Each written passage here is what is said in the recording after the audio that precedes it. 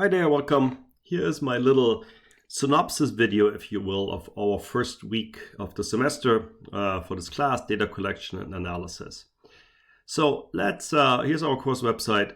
I want to show you a few things that are interesting. So first of all, if you click on the assessment tab, we have our 3 projects, right? Environmental monitoring is our project 1, and you can click on that. And again, this semester is a little bit weird because we have to modify this because we're not together. So I've documented to you what this project is all about, and we'll talk more in details about this, the data loggers we are using, the experiments we're actually going to do. And related to that, we'll talk about testing, calibration, all of that. But I actually yesterday deployed, if you will, our experiment number 2. So I put the data loggers out, 2 of them, one on the north side of my house, one on the south side of my house. And so you can get a sense what that looks like. I've taken pictures and I have taken videos. So take a look at that. So you get a sense of how that experiment looks at my house. Now I still have to put out the data loggers on the mountain there, which I will do either today, today is Monday, it's Labor Day, or on Tuesday. So I'm just going to combine it with a run and run up the hill and put those things out. Also take a look at this data logger deployment form, which is something you have to fill out if you put out sensors. So that's that. So little introduction on that. Now, one thing I wanted to show you here quickly is this website called Data Wrapper. Now, Data Wrapper is an app, right? Is an online software that you can use to make charts, specifically interactive charts. It's one of those new generations of data viz tools, right? And what you do with those tools, you upload your data, and then you do a data viz online, and then that data viz, that chart, doesn't become a static image. It can, but really what it wants to be is an interactive dynamic chart that you then embed in a website, in a blog, in a wiki, in a story map, in a dashboard, in something interactive. That's the whole key part. Data Wrapper is a fantastic tool, right? And you should for sure try this out. And it's super easy, right? All you gotta do is click on Start Creating, and it just walks you through how to do this. It's a 4-step process. You upload your data, you check it, you describe it, you do the visualization, and then you publish and then embed it. If you don't have data to upload, they have some sample data sets you can use just to start playing with the software. It's a great piece of software, and we'll use it actually in our class as well, right? Again, nothing wrong with Microsoft Excel, nothing wrong with Google Sheets to make charts, right? But if you want to be interactive and online, Data Wrapper is a good option for you.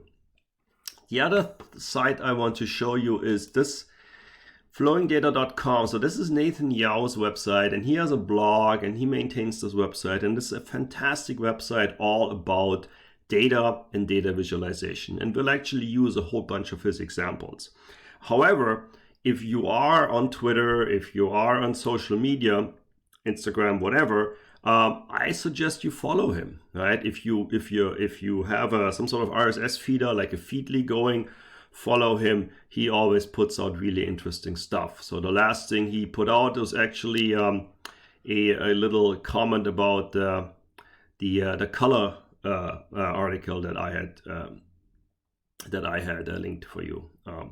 So you can scroll down here. Oh, by the way, one more thing about Data Wrapper. When you go back to the Data Wrapper website, under resources, they have the Data Wrapper Academy, which is a fantastic resource for data viz in general. Bar charts, column charts, scatter plots, tables, all kinds of stuff. Now, it's a little bit focused on their particular tool, but let's click on bar charts, right? How to create a bar chart, how to customize it. Now, obviously, some of this is going to be focused on how to do it in Data Wrapper, right? But it contains a lot of useful information as well in general, how to design a whatever chart, right?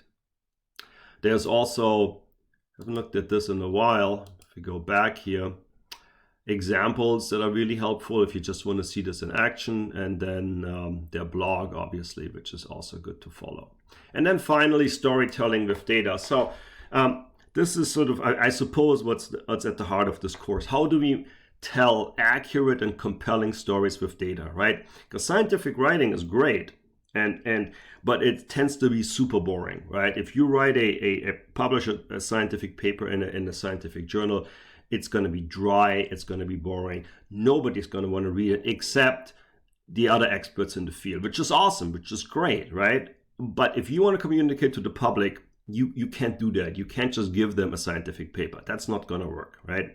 So instead, we have this idea of let's tell a story. And again, we're not talking about fiction here. We're not talking about a story like The Hobbit or something like that. We're talking about a story that's told in a deliberate way, supported by data, visualized appropriately, so that it becomes compelling, so that there is interest, so that there is empathy, so that people gain knowledge and therefore can make good choices. Storytelling with data is a website, is many things actually. It's a website, it's a company, right? You can hire these people to teach seminars. It's also a couple of books and a blog. So the books here that she published are her original book, Storytelling with Data, and then the most recent one here, sort of like a practice tutorial. And you'll see actually a whole bunch of examples that I'm using in this class are from both of her books.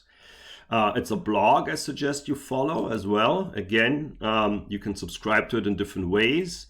You can follow it on whatever social media platform you're using. You can use an RSS feeder as well. It's a podcast, it's a live stream, and all kinds of stuff. But again, the idea here is the overarching story, and it's nothing new. She didn't invent the idea of storytelling with data. But again, there you go. Makes sense. Weave them into compelling, action-inspiring stories. Again, we're not lying. We're not trying to deceive people. We are simply trying to provide information to people in a compelling way so that they gain knowledge and thereby then have the option, if they choose to take an action, whatever action that might be. So the idea is always like it comes back to audience, right? How do we motivate our audience to do something? That's the whole idea of storytelling with data. Right, so that was my little synopsis video for this week. So check out Storytelling with Data, check out Flowing Data, go up to Data Wrapper and see if you can get yourself a chart, and then consider looking at some of the data loggers that I put out the other day. All right, so that's all I had to say. Let's get started with week 2.